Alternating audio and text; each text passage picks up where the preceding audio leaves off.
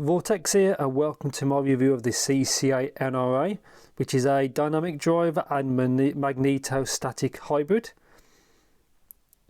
which I'll explain in a bit. And yeah, I also have the twin of this, which is the KZZEX, which is going to be a separate video. And as usual, full disclaimers, this was sent out to me by Linsold to review, so thank you very much for that. I was not paid to do this video, and all the thoughts and opinions are my own as per usual, and let's just get straight into it.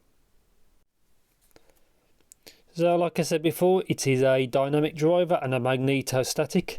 It does say 3 magnetic dynamic and electrostatic, but it is a magnetostatic driver and really a single DD.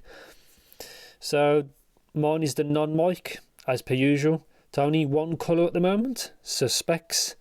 15 grams, 5 grams, 3.5 plug type, the usual 0.75, which is again the standard. 20 hertz to 40 kilohertz, that's quite a range for something that's quite affordable. The impedance is 25 ohms, sensitivity is 103 dB. I've actually been using these before this video, and they're not really hard to power. Obviously that's what they look like.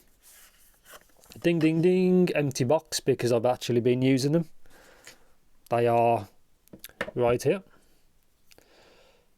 So traditional kind of look from them. Quite nice build quality, only one colour. There on the top, get a better look. That's the actual magnetostatic unit, and the dynamic driver is below it. Not much to say really. Obviously it's a 2-pin, which is the normal KZ CCA fitment. Let's take that off. Small nozzle. Not much to say really. And it uses these thinner kind of tips, which I'm not really that keen on, but that's what they come with. And here's the KZ twin, which this will be a separate video. These come with different tips, so when I've done the video for this, they're a bit different. That's just a better look, but separate video, but obviously extremely similar because it's a brother and sister kind of company. Tips in here, just small and large variants of that basically.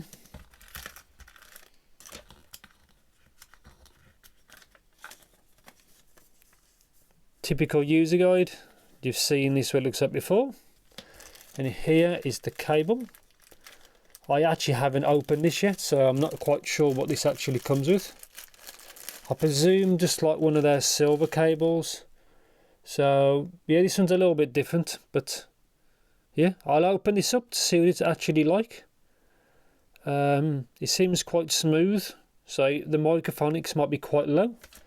But yeah, this is what they actually they look like. So only one colour choice, but it's not too bad really. Very kind of small construction. So that's it right there.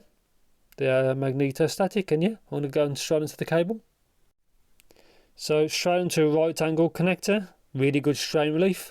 My favourite kind of connector. Very smooth kind of cable. It's not too bad. For something that's say priced quite affordably, it's not too bad at all. There's the Y split. And yeah, so straight on to the actual connectors. So obviously pre-formed ear guide, L there for left.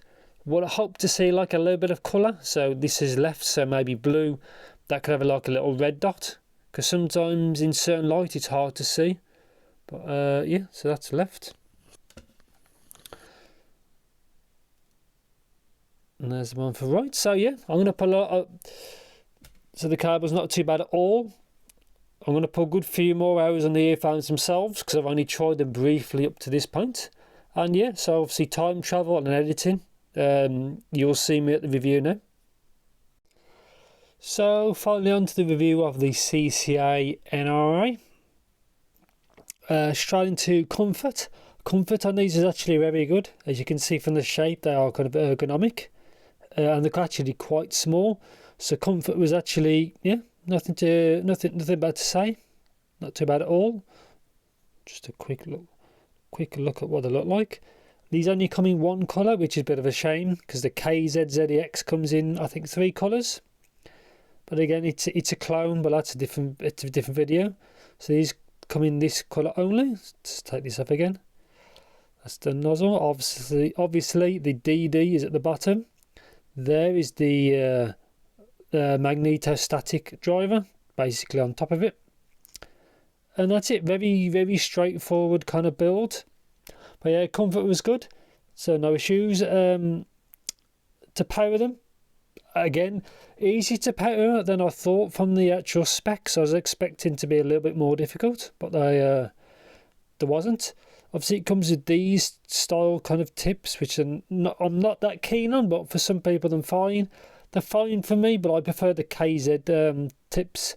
Also, the ZEX, which is the sibling of this, has the KZ style line tips. But I'll discuss that in a separate kind of comparison video. But yeah, the fit's fine, power's fine. The cost, I think, is around $22, but obviously with a sale coming up, these may be cheaper. So even on a non-sale price, the highest is $22, which is these are very affordable. It's good to see them actually targeting a very, very affordable price straight from the get-go. And let's get on to sound. So I'm going to overlay a graph now to see what they're like. Overall sound of these is fairly balanced, but I'll start from the bottom. Sub-bass roll-off, as you can see, which is a bit of a shame. So they are more mid-bass kind of hit to them, is probably the best way to describe it. I would have liked a bit more sub-bass, but obviously you can EQ it back or whatever you want to do. But yeah, more of a mid-bass focus. It does bleed a little bit into the lower mids, as you can see, but it does help male vocals have a bit more depth to them, shall we say. I was fine with it, really. I had no issues with it. It has an elevated upper mids, but they don't really sound shouted. Obviously, they're a bit more forward, but it sounds okay, really. I found, though, with the bass, it didn't seem that textured. But after the video, I'm gonna put like a lot of hours on these as well when I get the time. Same for the ZEX, obviously I have as well. But yeah, they needed just a bit more texture and a bit more sub bass to solve the roll off. But to be honest, for what you're paying, they're not too bad at all. Vocals for female vocals were fine, very clear. I didn't really find them shouty, but they obviously are more kind of forward. Again, I had no issues at all. As you can see from the treble, there's a few peaks and troughs there. I didn't find it too bad. I found these quite detailed in the treble. These are more detailed than I expected, which is not a bad thing. Obviously, there's a peak at 8K because that's where the resonance is from the actual measurement. There is that peak at 5K, which is normally the sibilance region, but again, I didn't have any issues. The treble's not too bad. It does seem a little bit more like there's a bit going on, but the treble region is fine. Instrument separation, again, is fine. It's good to see them using a different kind of driver technology instead of the usual DD hybrid, which they've done like a million times. So I don't mind them trying something different. I mean, it's a very cost effective. It's fine for me. But yeah, so isolation on these is actually okay as well. But yeah, they don't graph too bad. Obviously, I've already graphed the. If you're a keen eye, you'll see I've already graphed its sibling, the KZ-ZEX, but you have to check the link for that. But yeah, overall sound is they're okay. It just sounds never like it can sound a little bit unnatural, which I think is due to that magnetostatic driver. But apart from that, on what you're paying for, they sound really fine. They don't really blow me away. They're not a bad pair at all, but they're not amazing. But then again, they are very affordable, so I can't say anything about that. But yeah, micro details I thought was actually above average. I think that driver helps. The magneto driver helps better with that. The resolution again was above average. So, but yeah, I don't really go too much into actual particular music, obviously, because like I've said before, everybody listens to different things. But yeah, you can see the graph. I'm quite happy with it. I'm quite happy with the sibling when I get to the proper review of that. But I need to spend more time with the ZX, but when I get to that. But yeah, on the whole, they're not too bad at all. I was quite happy with them. Obviously, they're not perfect.